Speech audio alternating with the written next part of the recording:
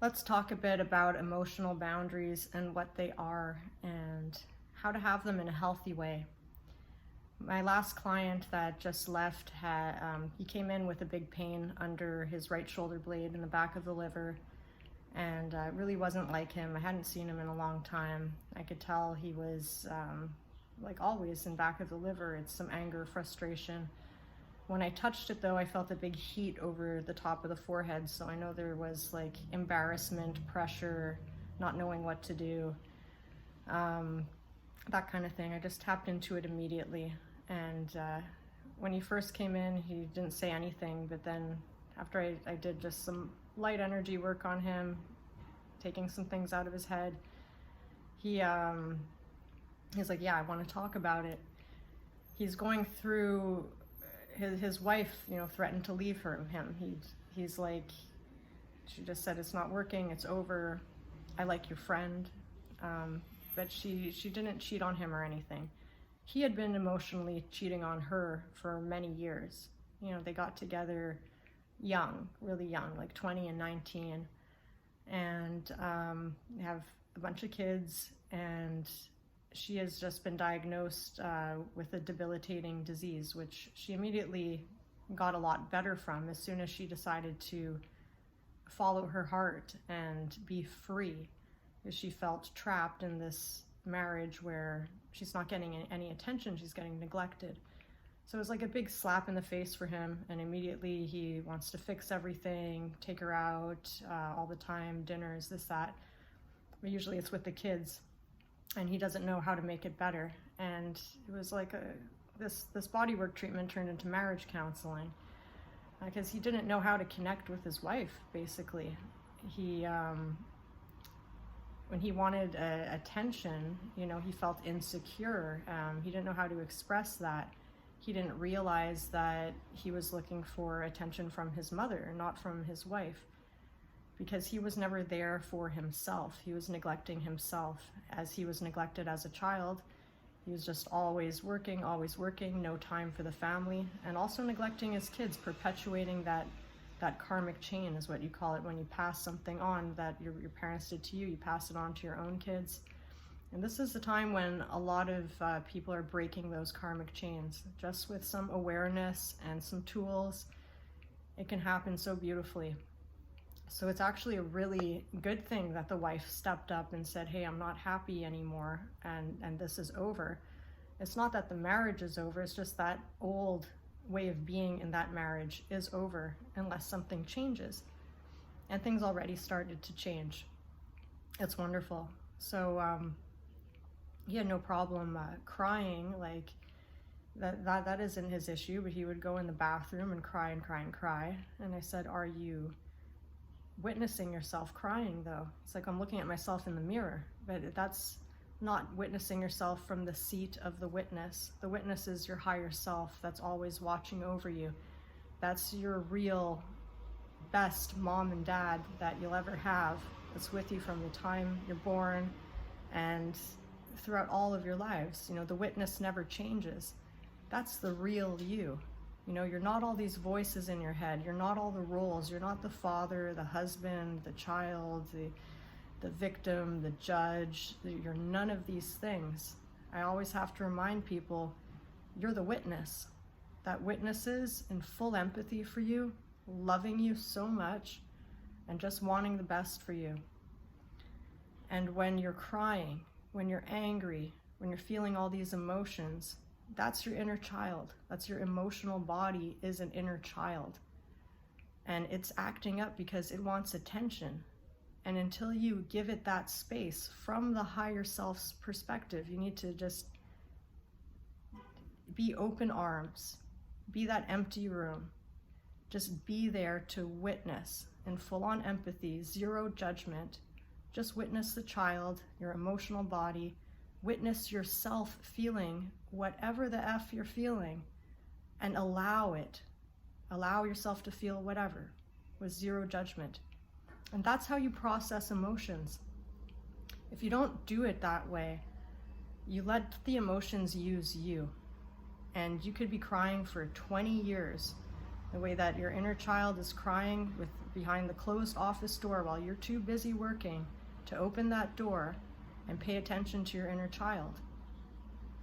The inner child will always be sad until it gets that attention, because that's all it needs. If it doesn't get the attention, it becomes like any delinquent child. It sabotages you, plays pranks, it does all kinds of things to get your attention. Because all it wants is your attention. So when you think you want attention from your spouse or whoever, you have to realize it's really your mom and dad that you want attention from, and not your birth mom and dad, because you didn't get that as a kid. You want to give yourself attention from the witness, the real person who's always looking over you. So you have to step into that seat and be there for yourself. It's actually pretty easy, because we all love ourselves from that seat. From above, you just watch and witness with no judgment, and that way the emotion passes, because you're there for yourself. You're seen now, you're heard, and you don't need your spouse to see and hear you in that moment where you're acting like a child, because they're not your mom. Your higher self is your mother, father. And that way, when you have these emotional safe space, it's like it's an emotional boundary, but it's not a tank. It's just a safe space. So if you don't have this safe space for your inner child to express itself, what happens is that inner child tries to be the adult. It wants to fight, it wants to push, it wants to do things that adults do, but it doesn't have the tools, because it's coming from a reactionary place. It's coming from being triggered. So what happens is it builds up big walls.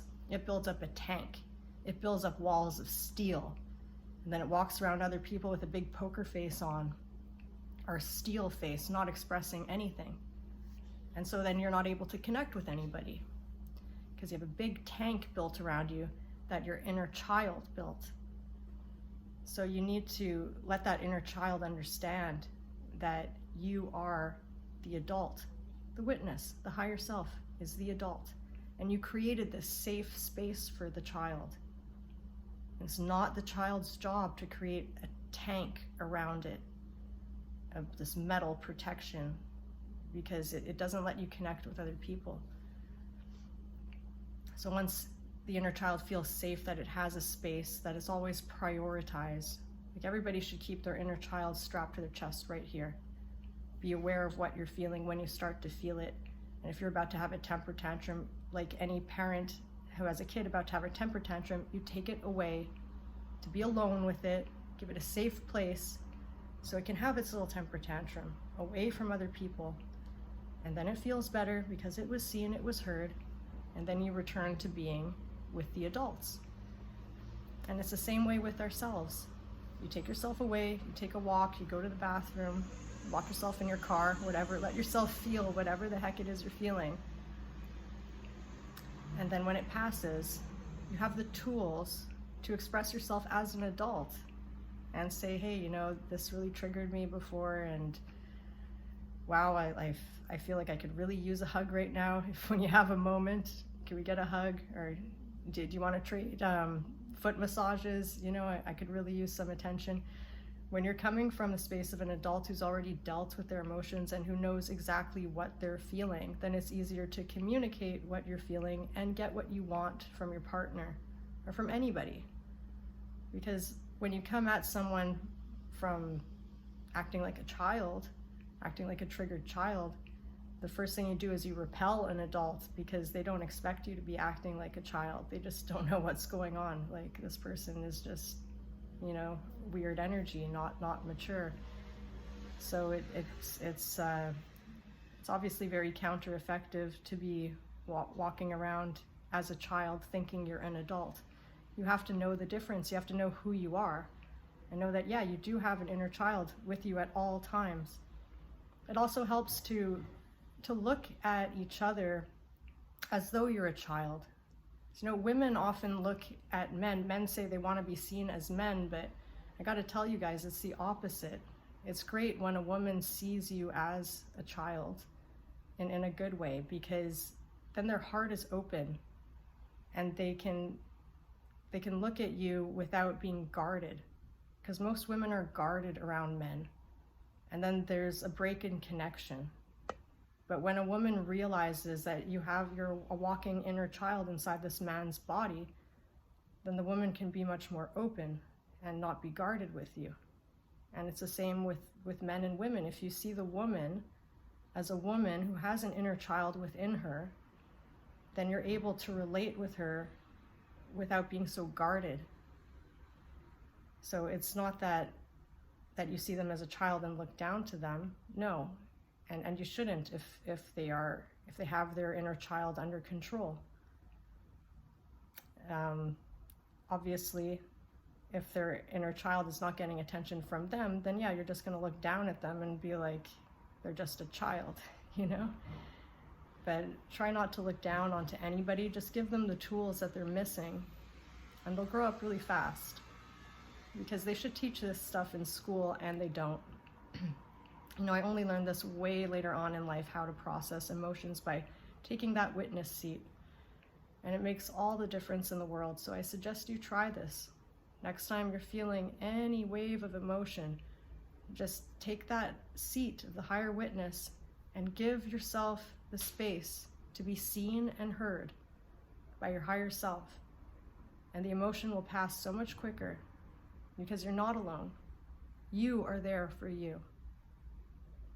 And when you are there for you, you're able to be clear and be there for other people as well, and to give them the same tools that you learned.